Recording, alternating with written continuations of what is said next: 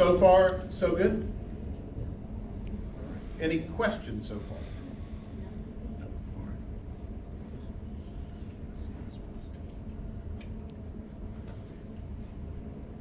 Okay, so we're assuming that you're applying for an internship, a job, maybe you're applying to a university, we'll say a job. So I was talking to Brian, the man who introduced me, and you'll see I have resumes with S and bolded, and cover letters with S and bolded. You don't have one resume. You don't have one cover letter. You have to have a new resume for every different job. Now, that just means maybe you need to change something. Maybe you need to put this here and this here, or take something out and put something in. But you do not, one resume won't work. You'll never get the job. So for every job, you need to think about it as if you have a new resume. Now, pretty quickly, you have 10 resumes, right? They're all just a little bit different, and so then it's not a problem. You can, okay, that one will work for that job, that one will work for that job. So what I want to emphasize is you don't have a resume, you have resumes. Each one tailored for the job with emphasizing this, de-emphasizing that. And it's going to be the same with cover letters. But again, after a month, you have a variety, and you're good.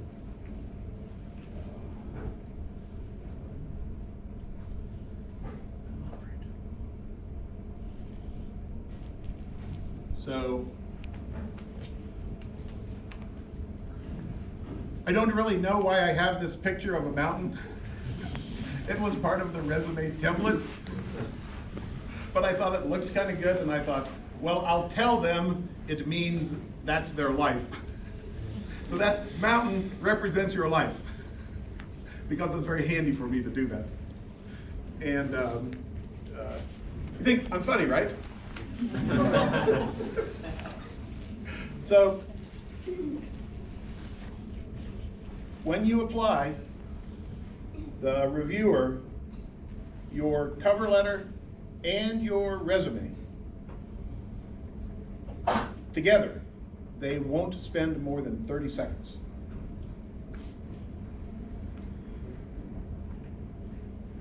So I've seen this. Let's see if I can show you. I've been able to sit with extremely high-level executives, CEOs, CFOs. And in my life, I met 2 billionaires, and I'll tell a story about that. And so I've watched them. I've been with them when they're not watching me, watching them. I mean, I was with them, but they didn't know that, you know, I'm watching everything they do and what's on their shelf. And they get a 2-page letter. They read, they read, they read. And they do this, and they go like this. They go, anyway, Greg. And we'll read the second page. I've seen this 100 times. So if you have a 2-page cover letter, you're out of luck. 1 page. At your age, or actually for a resume, I'm going to say the same thing. I have a 2-page resume, but I'm 60 and I'm applying. I apply for higher jobs. So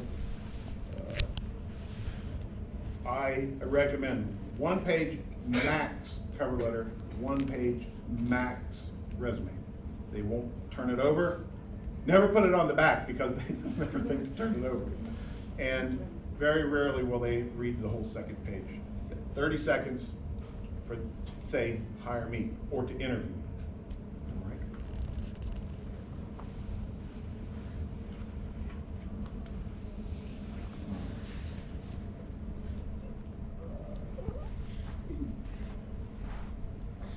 So now we're going to break into two. We're going to break into 2 things, right? The resume and then the cover letter. some advice. And sometimes you cannot do this. But when you come to the interview, if you know who's interviewing you, if you know their name, go to LinkedIn or something and look at their resume, and then make your resume look like theirs. Right? Change the template and have the same. They're obviously like their style of their resume, and they probably used a template. So, and if you don't know the name exactly of the person who will interview, or sometimes it's a team, maybe you can find some other employees of that company on LinkedIn or something. See what their resumes look like. See what things they list, skills, just things like that. So look at, and another thing about interviews, though we'll get to that later, is many times you'll say, we're gonna interview you at 8:30 on Thursday, and you're gonna meet with these 3 people, and then you go and it's 4 other people, or somebody doesn't. So you just have to do the best. So I said you have to have many resumes. You have to have each resume focused on the job. I advise to copy the resumes of the employees of the company you're interviewing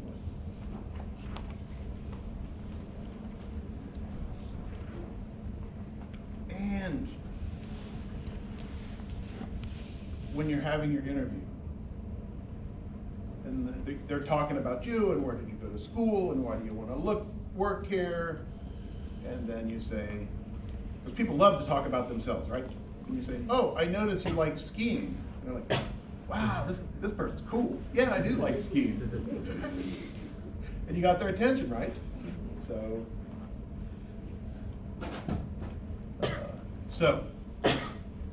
some things to think about. So, do you know, will this PowerPoint be available for people if they want it? Like later, tomorrow or sometime? Do you post the, okay, so I'll give you my email, and if you want a copy of the PowerPoint, I don't know if it's useful to you, then I can give it to you, okay? So, one page, as I mentioned, do you put your address on it? Is your address an advantage or a disadvantage? It depends, right?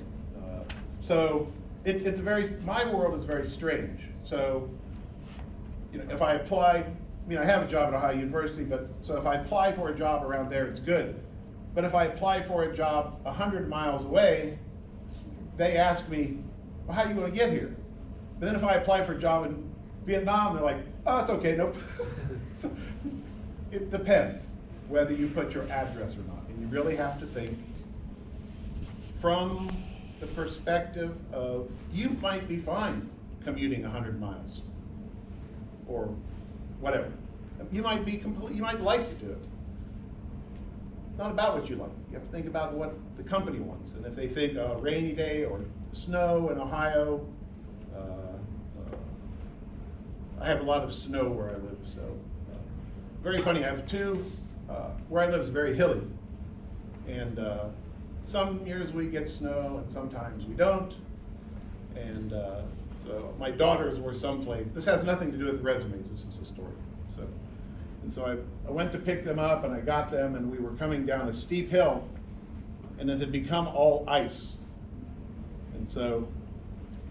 And pretty much then the wheels just locked. And what happens when the wheels lock? You just slide. And so the car was, and the girls are like, my older daughter, what do you think her first thing to do was? Screaming. No, come on. What would you do? Enjoyed it. Close. Come on. What would you do? She got her phone out to start videoing. And the other one, and all I said was, here we go. tell me what. Nothing happened. So you're just address. Think about it. Some jobs, yes. Okay. So many people have stupid emails. Are you going to hire somebody whose email is crazygirl@crazy.com? No. Why? Maybe. It depends on the job, I guess, but in general, unless you're looking for a crazy girl, or crazy guy, just to be fair. So, are you all now in the? Are you all? Well, I can't say you all. There's different ages here. Are most of you in the process of looking for a job somehow or another? Ish? Yeah. So just think about what your email is and get a different Gmail or something. Don't. No.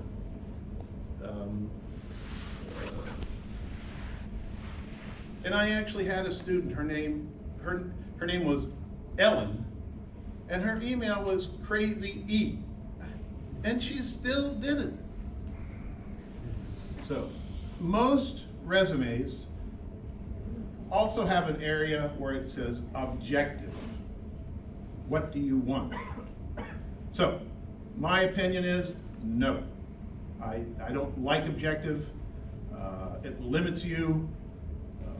My advice, but it's your life, is just delete that section where it says objective. You have to put someplace what job you're applying for. But if I want to be the number 3 sales rep in District 4 in 2 years, no. So I would say get rid of objective. Okay. Now here's a big difference. And I don't know who you want to work for, but in general, if you want to work for a Western or an American company,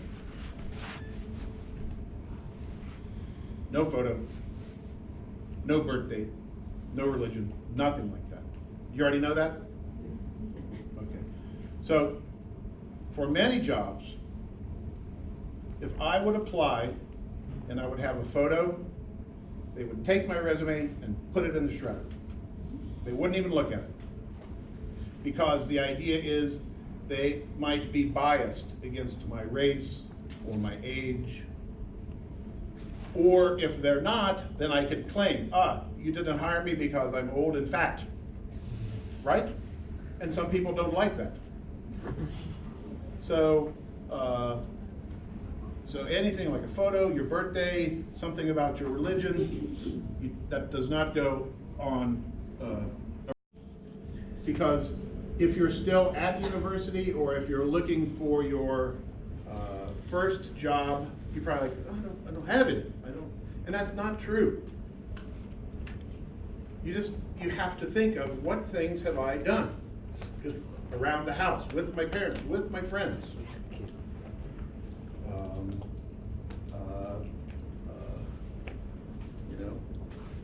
You're good at climbing trees, but then you say you have a lot of, you have a lot of physical dexterity or something. No, really, I'm not joking. So you have to think about the things you're good at, and you're all good at different things. Maybe you're chatting, chat, talk. Well, you have strong communication skills, right? Or you're strong interpersonal communication skills. Trying to think how you could do that, but I guess my only point here is to say that you don't not have skills. You have to think about what you're good at and then how to take that language and put it into a business or professional context.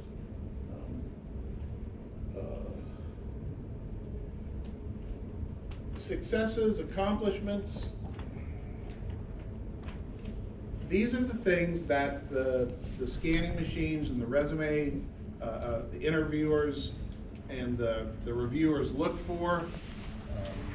Were you the team captain of your sport? Or were you the #1 scorer at your sport? Did you win some awards at school?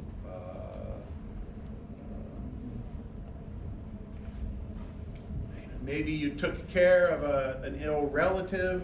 So any of these things, you just have to figure how to, leadership positions.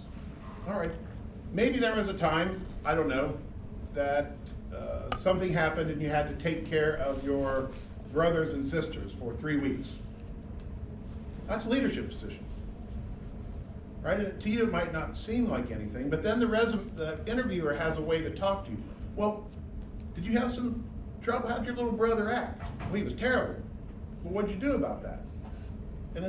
So the interviewer, he doesn't care about it's your little brother. He's interested in, how do you think? What did you do? So, where were you at home? Anywhere where you were kind of in charge.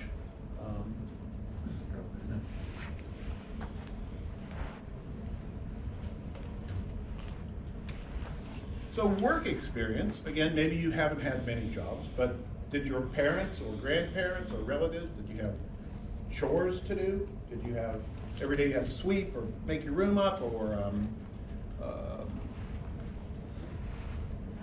so it's really difficult when you're young to get this started, but you all have skills, you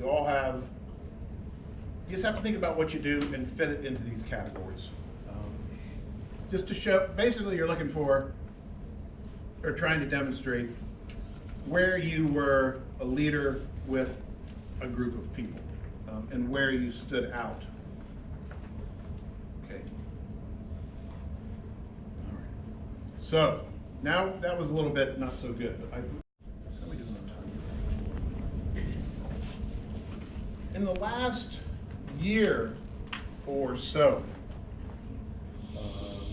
I've had a lot of conversations with business people, a lot of conversations with maybe professors of business.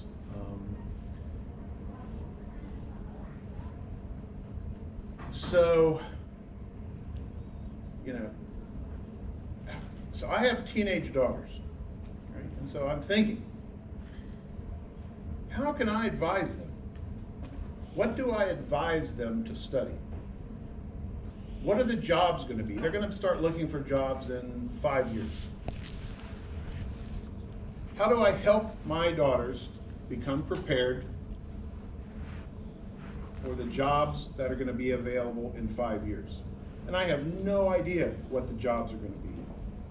Right? We know AI is going to take away a lot of jobs.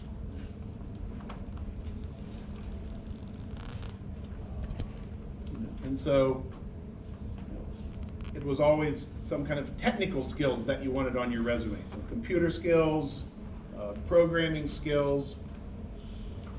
This is disappearing.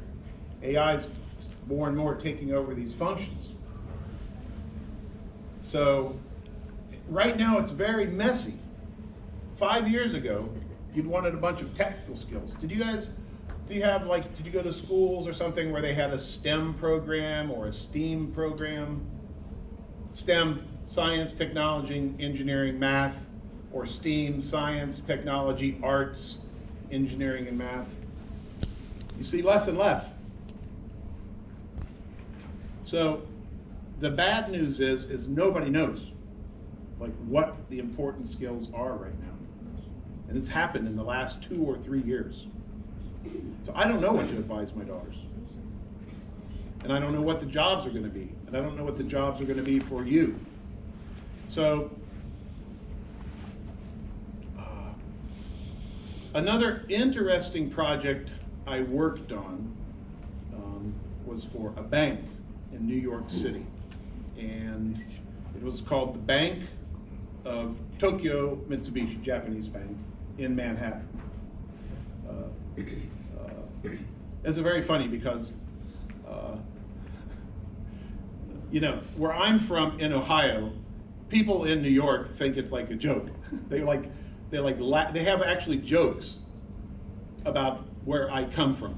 So when I was coming with students, I think they expected us to come with like a tractor and cows and So they were surprised that we could like walk and, you know, talk and wore shoes, and so, but we were doing a project, doing some analysis on internal, banks lend money inside each other. So this part of the bank lends money over there. Anyway, that's what the project was. So we had this great opportunity to have lunch with the CFO, the Chief Financial Officer of the Bank of Tokyo Mitsubishi in New York. It was awesome, come on, that was great. And so, you know, you sit at different tables, and I got to sit at the important table. And, so I asked, and he had his senior team with him, and I said, so, how do you hire people? What do you look for? And I was sure he was going to say MBA from Harvard, right? Or MBA from Wharton, or London School of Economics, or something like that. And he said, oh, no. He said, they come and their brain's already muddy. No, he said, we need people who can write, who can communicate, who can listen, people that can think, that have critical thinking skills,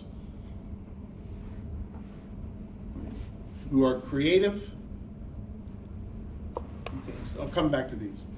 So he said, if we can get people who have these general, like liberal arts skills, writing, communication, logic, critical thinking, these are the hardest people to find. We can train them to finance, that's easy. Right? So they come to the Bank of Tokyo Mitsubishi, they have liberal arts skills, and then the Bank of Tokyo Mitsubishi has its own training program for finance. So, in my opinion, talking to business people, and I read a lot of business stuff, and talking to business schools, because you know they work with businesses.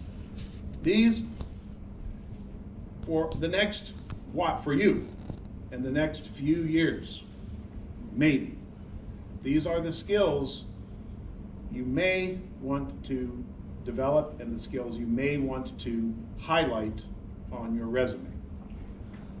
Maybe. So, communication, cross-cultural communication, that of course means writing.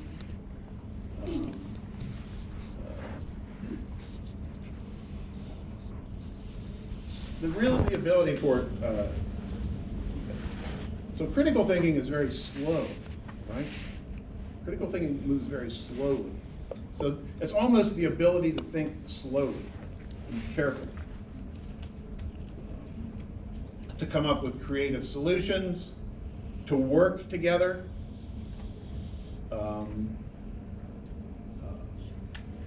and just to get down to the bottom, if you put computer skills, don't put you can do Office.